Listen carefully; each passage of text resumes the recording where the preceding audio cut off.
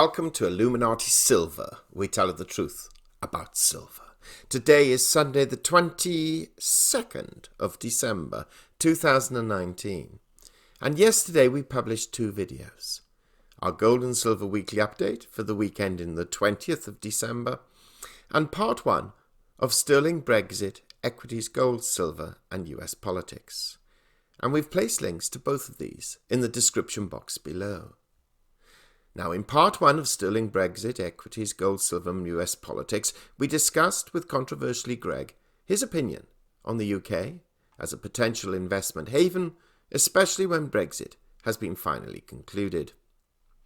He also expressed his controversial views on climate change, and today we discuss the US political environment and whether the Democratic Party in the United States can actually learn any lessons from the result of last week's UK general election, which could lead to the complete obliteration of the Labour Party unless there is significant change.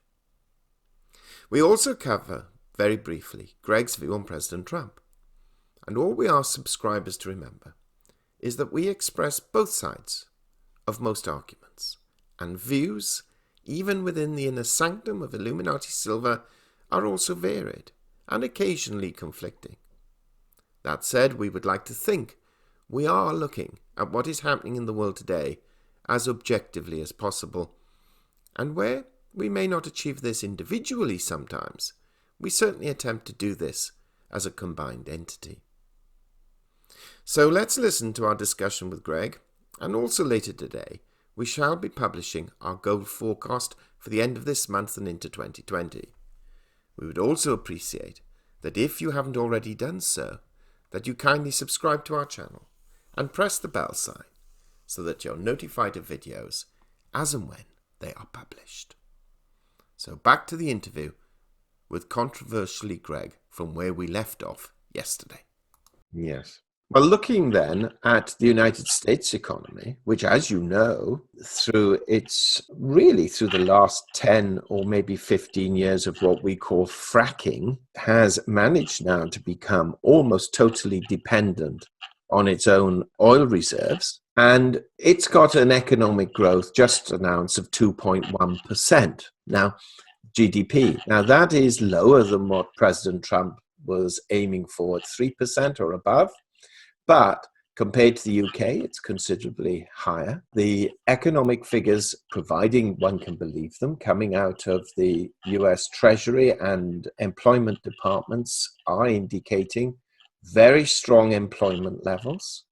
And to be fair, even the production and manufacturing figures, whilst not great, are stronger than what many of the sort of doomsayers were originally predicting. There is a great danger in what's happening in America, though. Mm-hmm. It is moving increasingly into a period of isolationism if it's not careful.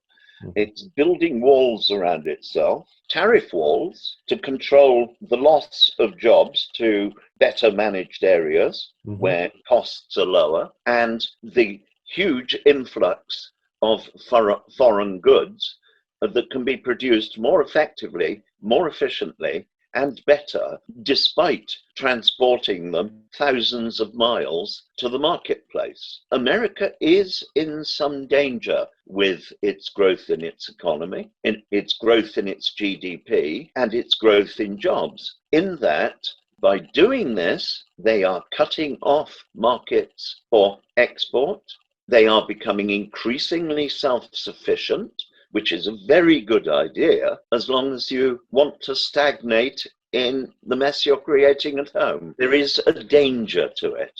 And let's face it, Britain has had 3 years of vacillation brought about by the left wing and lunatic fringe who decided that democracy was outdated and should be run through European courts, namely the Supreme Court, which is a European structure, not a part of British justice, where of the judges, almost all of them live on a stipend of £170,000 a year paid by the European Union. They aren't even realistically answerable to Britain. And in many ways, it would be good to see the Supreme Court dismantled. That said, I and some others have just won a judgment in the Supreme Court. This is the fourth court that we had been to, and this is the final judgment. And we have had one of these lunatic, environmentally damaging wind turbines blocked, and they can't build it on our doorstep. This will become a beacon to other people as increasingly people realize how damaging and how environmentally unfriendly wind turbines are. Well, I'll just throw a few quick headlines at you, which have been published literally in the last couple of weeks. US consumer sentiment revised higher. US consumer spending rises 0.4% in November. US GDP growth unrevised at 2.1% in quarter three, but it was raised from 2% the previous estimate. US jobless claims fall less than expected. US industrial output rebounds after GM strike ends. US housing starts beat forecasts. US manufacturing PMI matches forecasts. US jobless claims highest since 2017. US government budget deficit does widen in November, but the Fed signals no plans to cut rates in 2020. Most of those, not all, but most of those are really positive economic pieces of data that the government has now released, or its various departments. US jobs growth hits 10-month high. We often see on these YouTube channels the Peter Schiffs of this world, who, let's be blunt about it, has his own personal gripes, family gripes against the United States, and has embarked, in my opinion, certainly, on a personal crusade to condemn the US and its authorities because of what's happened to his family. So this is why... He's Alex Jones in a decent suit, isn't he? Well, basically, yes. He's not a stupid man by any means.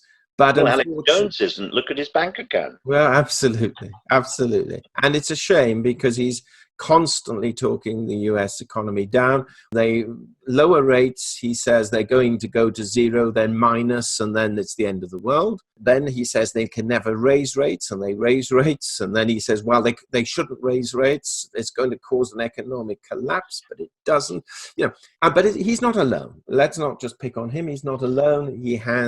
There are other pundits out there, but most of it, to be quite candid, is just clickbait, just to attract headlines, and also, to a large extent, many of them are so interwoven with various forms of bullion dealerships and mines in themselves. So they have to talk the price of gold and silver up, and they all know that the only way they can get the price of gold and silver up is if everything else collapses. So the more they call for that collapse and keep their fingers crossed that it occurs, then they ultimately enrich themselves. But that all said... The dangers of the bedroom broadcasters. Yeah, absolutely. Absolutely. Thee and me included. Check out what we say. It isn't a lecture in gospel truth. It's our opinion. Well, it's a little bit more than opinion, but it certainly... No, it's our opinion derived from our reading and our experience. Yes. That's still only opinion. Yes. And that said, yes, but there's opinion and opinion. There's genuine opinion based on data and information and knowledge and experience. And then... No. Hold on. And then there's my opinion, and that's right, and everyone else's is wrong. Yeah, no. Then there's opinion deliberately used to deceive. And that's where... Greta Thunberg. Yeah, that's where I come in. And then that's why I slash the proverbial sort of sword.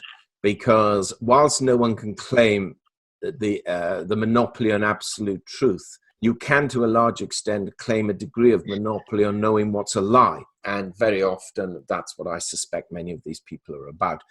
Yes, if you take a 40-year view, they're going to come right because natural economic cycles will prove that they're right.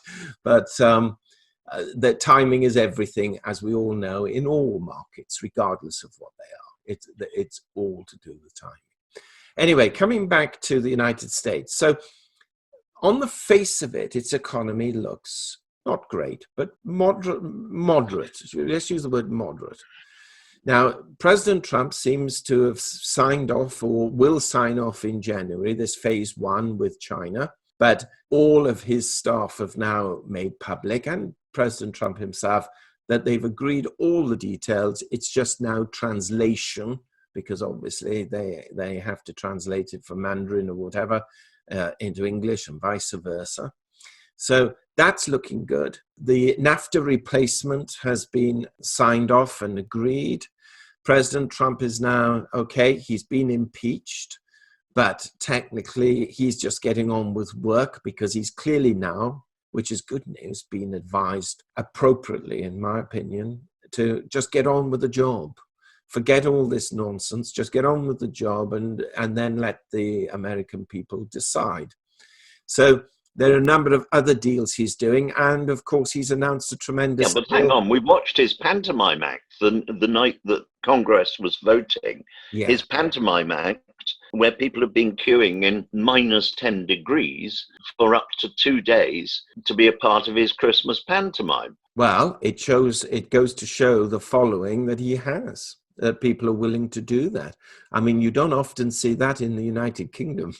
Let's be perfectly blunt about that. No, but don't forget that where we have the homeless in these United Kingdoms, we have a pretty good benefit structure. Yes. Many of those homeless are homeless almost of choice because there is a good benefit structure.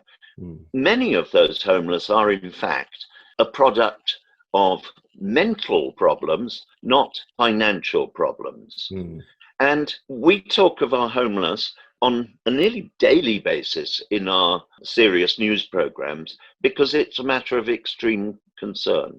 What about America, where the homeless level is high, but the poverty level is staggeringly high? There are 40 to 50,000 people live in trailer park type accommodation, sheds and garages, within a 40-mile radius of Greater Houston. That is staggering. You drive through the Midwest and you see town after town after town, which lives down to the Tennessee Williams image of the wrong side of the tracks. Yeah, the wrong side of the tracks, where clapboard housing has shutters falling off at the front, has debris on its property because they can't afford to get rid of larger rubbish. They live in abject and absolute poverty, where it is understandable that they have an opioid crisis as people try to escape from the reality of their appalling life in this wealthy society that is doing so well. Yeah, well, we both know that economic statistics are generally based on the average. And we all know that there are those who are considerably higher than the average in economic terms, and there are those who are considerably lower. So I fully grant the comment you make that there are staggering levels of poverty, even though the economy on the face of it appears to be doing generally quite well. All those figures that you produce are produced in plush offices in areas of wealth. It's the same in every country. We hear of the great successes of China, but we don't hear of the great excesses of China. We hear of the development of India, where it has a burgeoning wealthy class. Absolutely. But it also has, on the other hand, rioting crowds who are killing each other wholesale, where rape is completely out of hand, where women have, in most areas, have absolutely no rights, and where small farmers are committing suicide on an industrial level. This is happening where you go to Africa, and it is estimated now that well over a third of all of the people in sub-Saharan Africa want to move to Europe because the streets of Europe are paved with gold. And having traveled around an awful lot of Africa and seen a huge amount of Africa and lived amongst the peoples of Africa, I can tell you that the most abysmal area in Britain or in most of Europe, the streets are paved with gold in comparison to walking 6 miles to get a bucket of dirty water. Absolutely. And in comparative terms, they are, which is why, to a large extent, when we talk about poverty or below we don't average, know the meaning of the word. We don't. Absolutely. Now, very quickly, Greg, so that we can finish this podcast within a reasonable time. Was, by the way, and Richard, that was my happy Christmas message for you. We're better off than others, basically. Yeah. Okay. Corbyn, whether we like it or not, lost the election for the Labour Party in conjunction with Brexit. But Corbyn, I would not in conjunction with Brexit. Yeah, I would argue was the prime. He lost it because he was taking the Labour Party completely away from its roots. Yes. The labour force of Britain.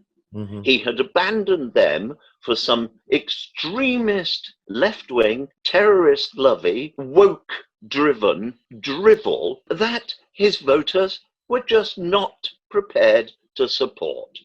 And the Labour Party at the moment is in a position where, unless it does something pretty damn dramatic, like get rid of Long Bailey, Jess Phillips, Thornbury, Keir Starmer, in fact, almost everybody anybody's heard of in the Labour Party over the last couple of years, unless it takes them outside and quietly cuts their throats politically, the Labour Party is finished. Yes. It will not recover. And what was interesting, and this is the analogy now I want us to briefly discuss, what was interesting was that Corbyn in the latter days came out with all these spending promises for the British people.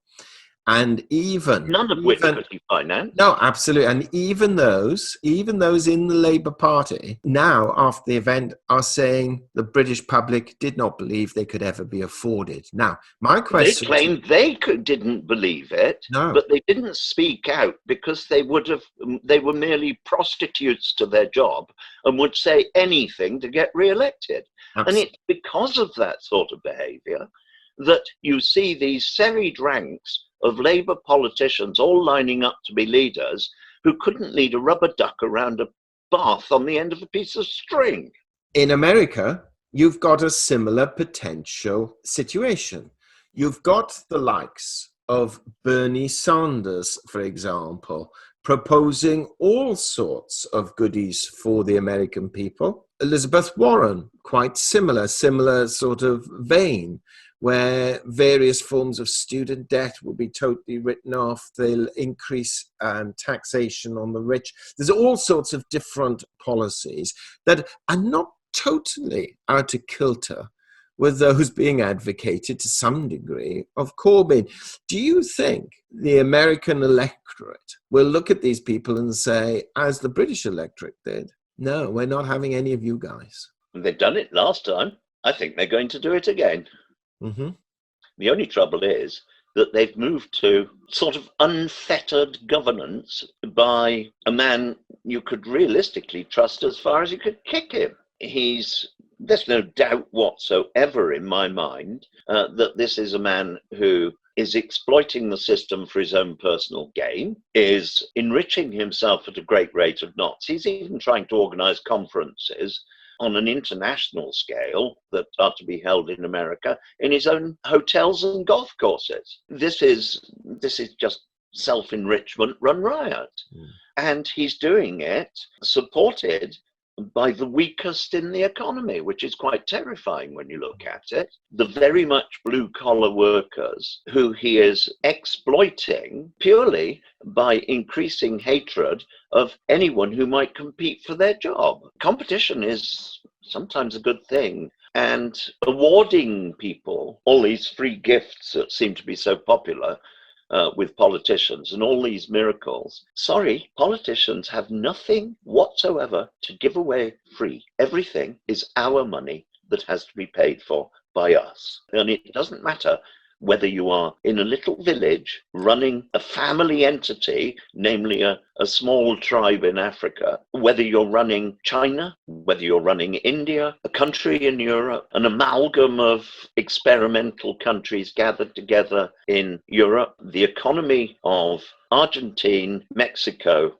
or America, it doesn't matter which one, follow the lead of Sweden, where Sweden has been the mecca for all things wonderful for people, except, of course, alcoholism and suicide, which are pretty high. Oh, and of course, it's becoming a rape capital because it's been so welcoming to people from all around the world. And they're working on distraction therapy now, where their kids go on strike on Fridays. Their society is collapsing. They cannot pay their health care, they cannot pay their elder care, and they cannot pay their benefit structure because there are just too many bloody people in Sweden to make it possible.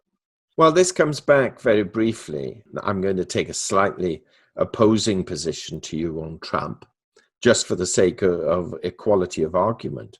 He is presiding over quite a successful economy in relative terms, a very successful all-time high stock market.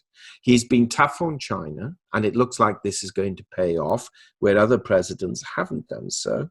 He's appointed more judges to the various state and national Supreme Courts, meaning that as far as the right wing or the Republican side of American politics means that these judges are appointed for life and therefore will invoke various forms of judgments in favor of the right wing. And he is still seen as anti-establishment and willing to fight the FBI and the CIA, the very organizations that he ultimately controls. And if the price of all that, and this is what I suspect is happening, if the price of all that is that he's enriching himself, the American people are saying, well, so be it, because the other politicians are doing the same anyway. And then they refer to Biden and his son on the board, the energy company, and they all seem to have noses in troughs, as we like to say here in the United Kingdom. The pigs have their snouts in the trough. So do you think politics, isn't it? Well, that's politics. And so what I was going to ask you, just to close, it's far too early for anyone to predict yet, but do you think the Democrats will choose a left-wing, they'd like to call it progressive candidate, such as a Saunders or a Warren? Or do you think they might choose the centrist, Biden, or maybe a very successful billionaire who leans more to the right, a sort of Bloomberg type?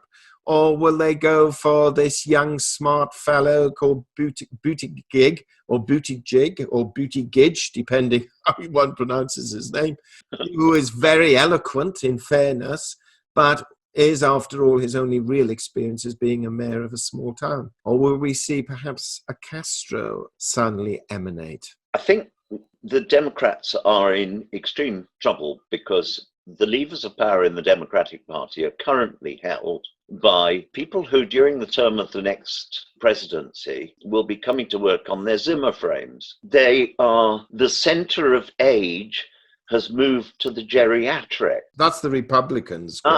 Yeah, they have also done it, but they're in power. Being in power and not having to move quite as fast on your Zimmer frame is a different matter. There isn't a plausible leader showing within the Democrats at the moment. It's going to have to be a backrunner who nobody really expects. But America is wide open to not just economics, it's wide open to a kind government that thinks considerably more about its people's well-being and considerably less about their bankers. I think they're in a state of flux, as are all major current countries at the moment, because we are in a very rapidly changing world.